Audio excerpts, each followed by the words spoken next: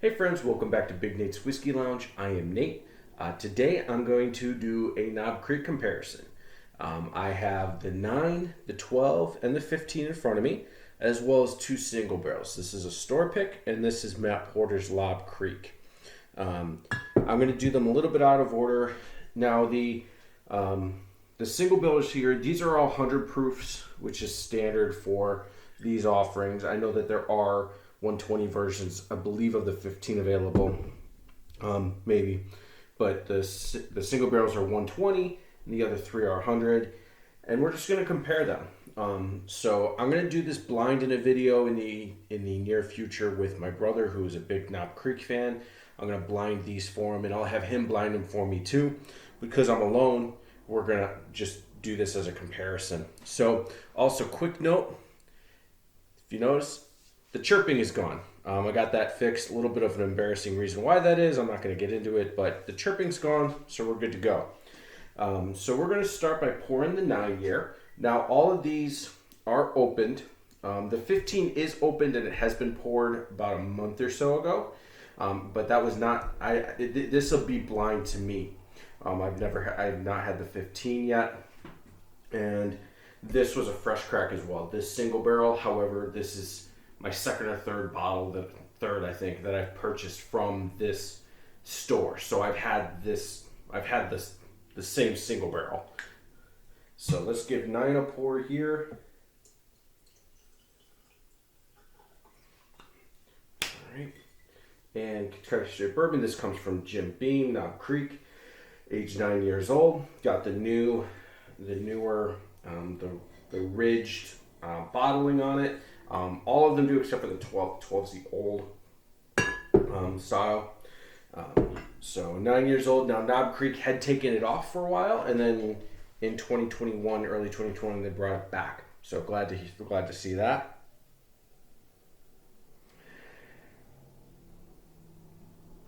Okay, oaky, vanilla, caramel. I'm getting pretty classic bourbon notes.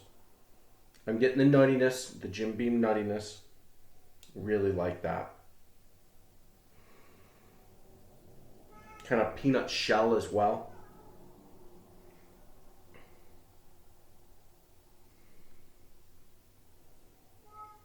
All right. Not a whole ton to talk about. Knob Creek is just a solid go-to pour. As you can see, I'm almost done with this bottle. I do have a backup, and I'll always have Knob Creek, at least 9 in my collection.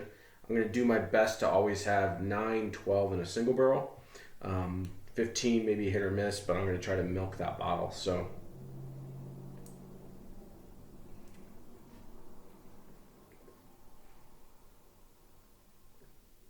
first pour of the day. So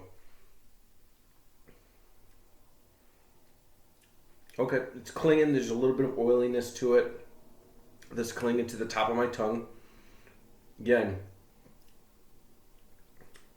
just the solid oak, a little bit of vanilla, burnt sugary caramel, the nuttiness. Yeah, this is not. It's not jumping in rye. I know rye is a secondary grain on this. It's not hitting me with a ton of rye flavor, and so I'm gonna. You know what I'm gonna do? I'm gonna stop real quick. I'm gonna look up the Bourbon Bible. I'll be right back. All right, I got the Bourbon Bible on me. So the mash bill for the Knob Creek line is going to be 75% corn, 13% rye, 12% malted barley. So it's not what I would consider to be high rye. I consider high rye at 18%, although Wild Turkey considers their 13% rye and 101 to be high. Whatever. I don't, and it's not pulling through as much. And as a person who enjoys rye, really enjoys rye, I enjoy this, and I'm not necessarily missing the rye. I'm just always looking for it, because that's what usually gives me kind of the spiciness, that you get a Christmassy, nutmeggy, a nice cooking spice, an allspice, or even the star of anise for licorice. So let's give the 9 another try.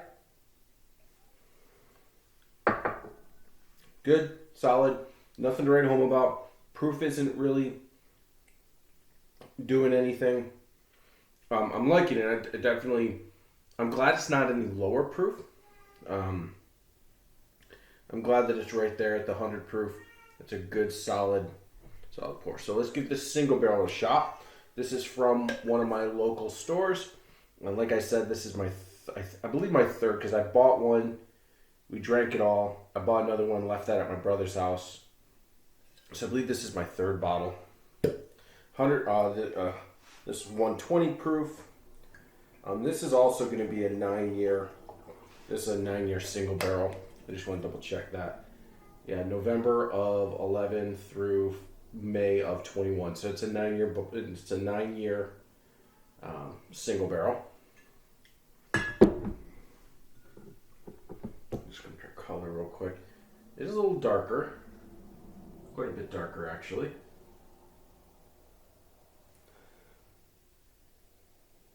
It's less interesting on the nose than the 9. I'm getting like a little bit of honey, caramel, vanilla, like those three kind of combined. Not really getting much oak. So the nose, compared to the 9 plus the store pick, the regular 9 is a lot more interesting on the nose. Excuse me. Jumping up in proof, and I really can't tell.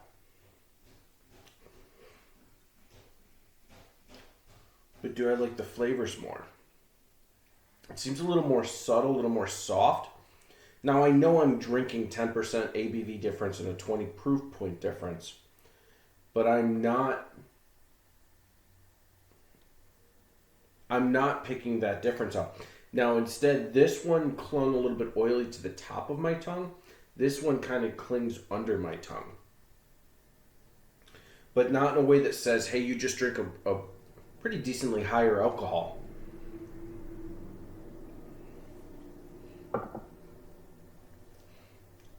Okay, some of the peanutiness is now in there. So I'm getting that. But it took a while to get there.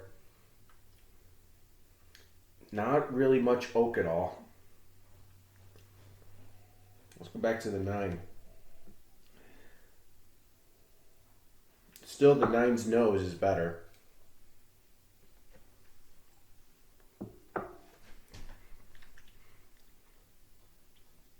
And the flavor on the 9 is better. So, 9 is better than my local store pick. Let's pull out the 12.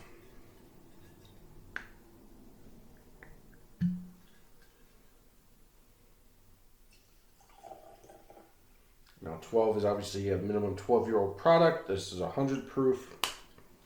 Mash bill's going to be the same on all 5 of these. Now, it's lower proof, but does age give more? It's very comparable. I'm trying to get out so that lighting is equal. It is very comparable to the store pick single barrel, maybe a touch lighter. Age is going to help with the color as well. Definitely darker than the 9. Sorry for the cat. I had him in the room with me, and one of these days I'll do that. The problem is that there's a window just off to, not this window here, but there's a window over here that faces the street, so you can hear, sometimes you'll hear traffic. And he likes, especially in the summer, for the window to be open, and he likes to be his face in the screen, and he likes to talk. And so that would be too distracting. All right, we got the 12. The nose is pretty. It might be a little bit more. The local single barrel might be more subtle. There's some more. I'm getting a little more honey on this now.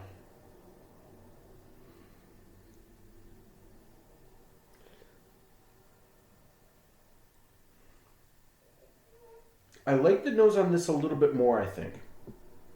It's not much, and I'm not really getting anything flavor note that I'm going to be able to pull out differently, but I think I just like this a little bit more.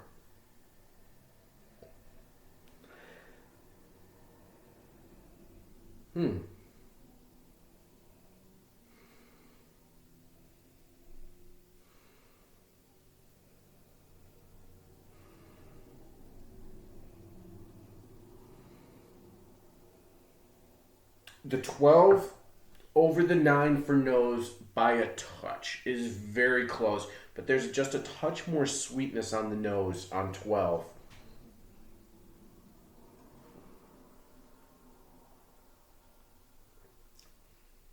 Oh, and that's really nice. It's nice. It is smooth. A little bit more oakiness. I'm kind of the oakiness right there. Like it's that's nice. Not too much more than the 9.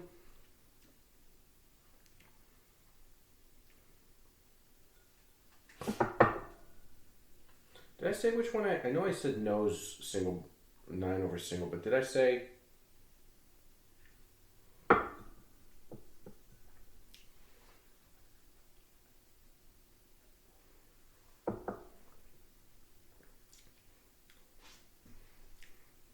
Okay, so far, nose goes to 12, followed by 9, then local single barrel. Taste is 12.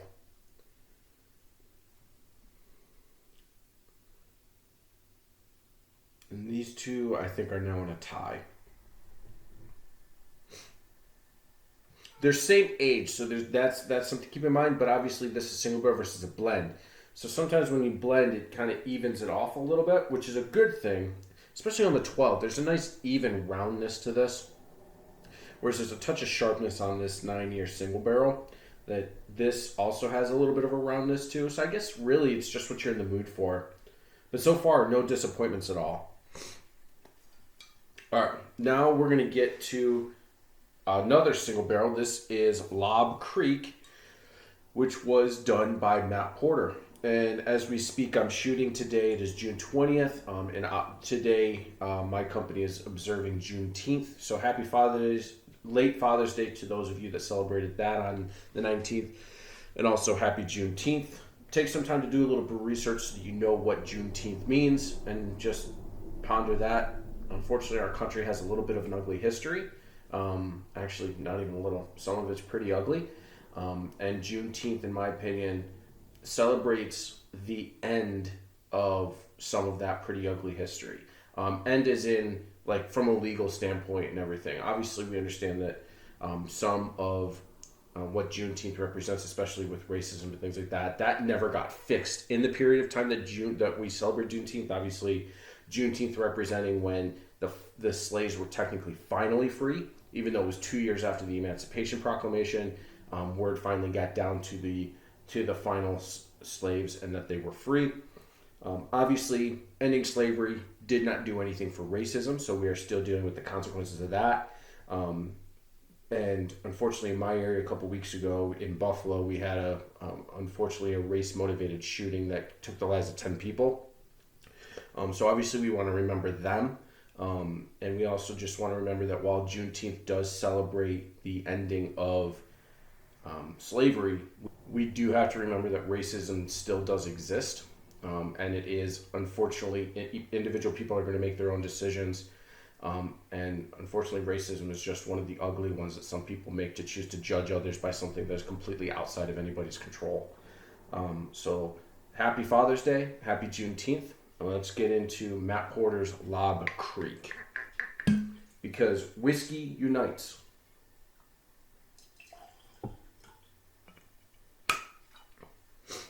Let me show you the sticker there. And as I speak as well, Matt Porter he's in the middle of releasing another Knob Creek pick.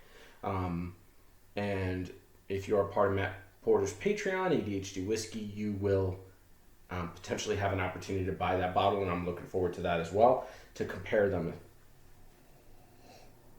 Okay, this nose is fantastic. There's like almost a banana-iness now, just a little bit, which I wasn't getting on the others. Maybe a little bit of a red fruit like an apple.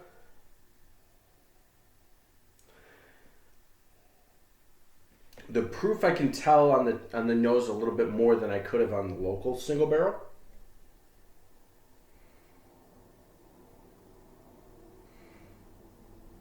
Now, Matt Porter's is also a 9-year. November of 11 through June of 11. Or June of 21. So it's also a 9-year-old product. I will say, going back to the 12, I do prefer the nose on the 12 over Lob Creek. I think the extra 3 years gave a little bit more of a rounding off and a blend and being in a blend.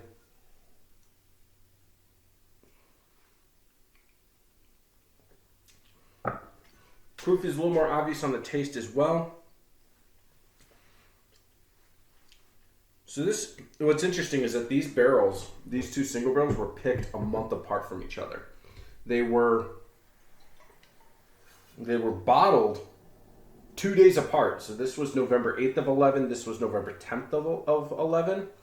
And then this was selected on May 17th of 21, and this was selected on June 7th of 21. So, but there is quite a bit of a difference between the two, which is interesting. They come from the same rick house, warehouse C, floor 6 for local, for floor for Matt, and this is Rick 96 on local and Rick 12 on Matt's. So it's just interesting that there's quite a bit of a difference. Even same warehouse, just being in a different location in the warehouse gives you. Taste is still gonna go to 12 though, with Lob Creek being a very, very close second. There's just something about 12 that I'm really, really liking. There's a smooth roundness, sweetness to the 12 that I'm really liking. The Lob Creek's just a little bit more sharper. It is higher proof, so that does weigh into it. It'd be interesting if they had a 120 proof now 12 year, if that were any different. But so far it goes 12 Lob Creek, 9 local. That's my ranking so far. Now we're going to get into the 15.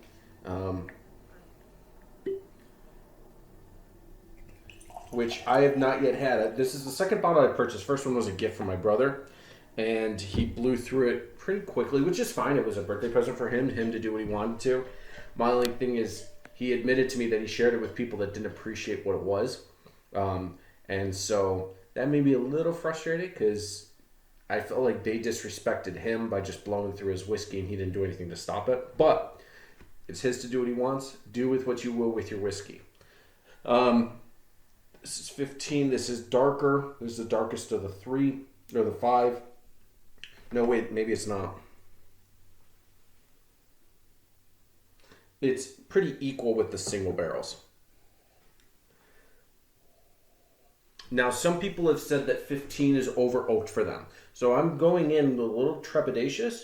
I have admitted that I am not an oak hound. I am a proof hound, it turns out, but I'm not an oak hound. So sometimes one of the reasons I've admitted the fact that I do prefer Scotch very, very slightly over bourbon is that sometimes a bourbon can overpower me with oak. And so sometimes going to a Scotch which uses used oak, less influence, sometimes is what I want. But I'm not really picking up an over oakness on this. This is going to be first or second on nosing. Just depends on which one I prefer between this one and 12.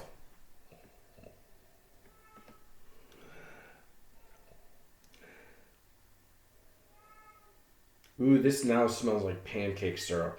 The 12 does. Yeah, maybe. So it is, comparing it to the 12, I can get a little bit more oakiness on it. It is a little bit sharper on the nose. Same proof point between the 12 and the 15, but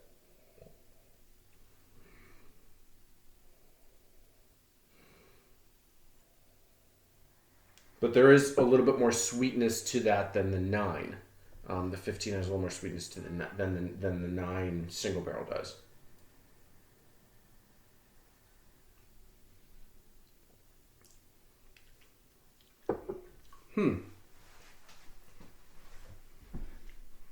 It's good. It's very good. And full disclosure, I'm going to rank the bottom three right now. In third place is going to be Matt Porter's Lob Creek, followed by the 9 year, and then the local store. So 3, 4, 5.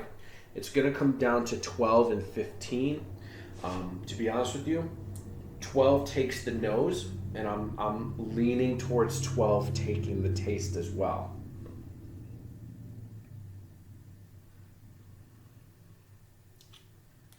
I can get what people are saying with the oakiness, but it's nothing that's bothering me. I actually really, really like this. I could sit and drink, and this would do really well. But I'm gonna call it. I think Knob Creek's sweet spot is the 12 year. I think Knob Creek has found a sweet spot. I think this is really cool to do, and I hope that they continue to do it. Sounds like they are. And I'm very pleased to have this in my collection. But Knob Creek's sweet spot is the 12 year.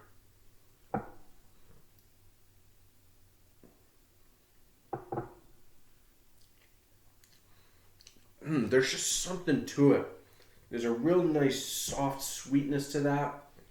That the 15 does add a little more oak, and maybe that is what does it. But it's not over oaked. It's nothing that I'm mad about or frustrated about or can't handle. So, 12, 15, Lob Creek, 9, local store pick. That is my ranking. Those are my Knob Creeks. I have a couple rides behind me as well, and I'm on the lookout for Matt Porter's next Knob Creek pick. I'm on the lookout for I need to replace my 12, which I can do. It's pretty. I can find it in my area. Now it's hit or miss, but if I wanted to go hunting, within 4 or 5 stores, I could find it. And so that's going to do it. Big Nate's Whiskey Lounge. Thanks for sticking around. I'll see you next time. Cheers.